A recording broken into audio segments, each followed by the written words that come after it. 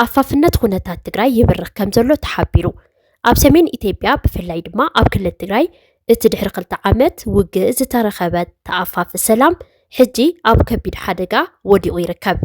እቲ ኣብ ጥቅምቲ 2015 ዓመተ ምህረት ዝተፈረመ ስምምዕ ፕሪቶርያ ፈራሪሱ ናብ ሓድሽ ጎንፂ ከየምርሕ ዓብዪ ስግኣት ፈጢሩሎ እቲ ቀንዲ ምኽንያት ናይ ዝሓድሽ ወጥሪ ኣብ ውሽጢ ህዝባዊ ወያነ ሓርነት ትግራይ ዝተፈጠረ ምክፍፋል እዩ ዝብሉ ኣለዉ እቶም ብዶክተር ደብረጽዮን ገብረ ሚካኤል ዝምርሑ ተባሂሎም ዝጽውዑ ወገናት ነቲ ብፌደራል መንግስቲ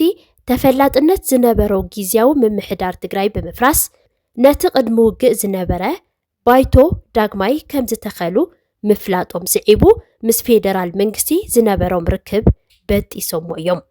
እዚ ስጉምቲ ስዒቡ ብፍላይ ቅድም ክብል ኣብ ጊዜያዊ ምምሕዳር ስልጣን ዝነበሮም ከም በዓል ጀነራል ጻድቃን ገብረትንሳኤ ካልኦት ተሰማዕነት ዘለዎም ተጋሩን ነዚ ስጉምቲ ስዒቡ ብፍላይ ቅድም ክብል ኣብ ጊዜያዊ ምምሕዳር ስልጣን ዝነበሮም ከም በዓል ጀነራል ጻድቃን ገብረትንሳኤ ካልኦት ተሰማዕነት ዘለዎም ተጋሩን ነዚ ስጉምቲ እዚ ንስምምዕ ፕሪቶርያ ዘፍርስን ናብ ሓደገኛ ምስምስ ዘምርሕን ተግባር እዩ ክብሉ ኮኒኖሞ እዮም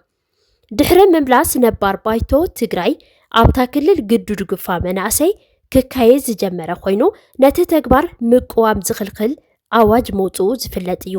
እዚ ተግባር ካብቲ ክልል ክሳብ ዓለም ለኸ ተጠባቕቲ ሰብኣዊ መሰላት ብትሪ ኮኒኖሞ እዮም እቲ ግዱድ ግፋ ዘስዓቦ ስግኣት ድማ ኣዝዮም ብዙሓት መናእሰይ ካብ ትግራይ ንክስደዱ ኣገዲድዎም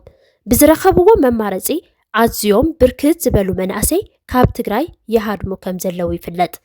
ኣብ ትግራይ ማእኸል ገይሮም ይንቀሳቐሱ ዝነበሩ ምሁራን ተንተንቲ ጋዜጠኛታትን አንቃሕትን እውን ካብታ ክልል እናወፁ ናብ ኣዲስ ኣበባ የምርሑ ኣለዉ ብኻልእ ገጽ እቲ ኣብ ትግራይ ይካየድ ዘሎ ወታደራዊ ምድለዋት ኣብ ልዕሊ ፌደራል መንግስቲ ኢትዮጵያ ስግኣት ዝፈጠረ ይመስል ቅድም ክብል ዝተጀመረ ጽምዶ ምስቲ ኣብዚ እዋን ይስተውዓል ዘሎ ህሉው ኩነታት ትግራይ ተደማሚሩ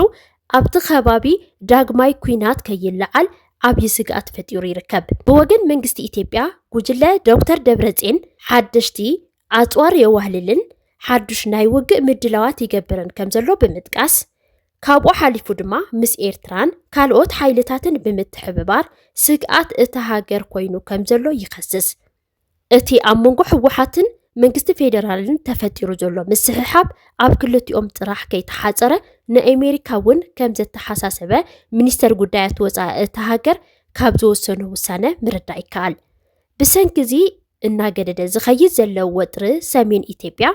ኣሜሪካ ኣብ ልዕልቶም ሰላም ይዘርጉ ኣለዉ ዝበለቶም ላዕለዎት መራሕቲ ህወሓትን ስድራ ቤቶምን እገዳ ቪዛ ኣንቢራላ ዓለም ለኸ ማሕበረሰብ ድማ እቲ ዞባ ናብ ካልኣይ ዙር ህውከትን ውግእን ከይኣቱ ዓብዪ ናይ ዲፕሎማሲ ጻዕሪ ይገብር ኣሎ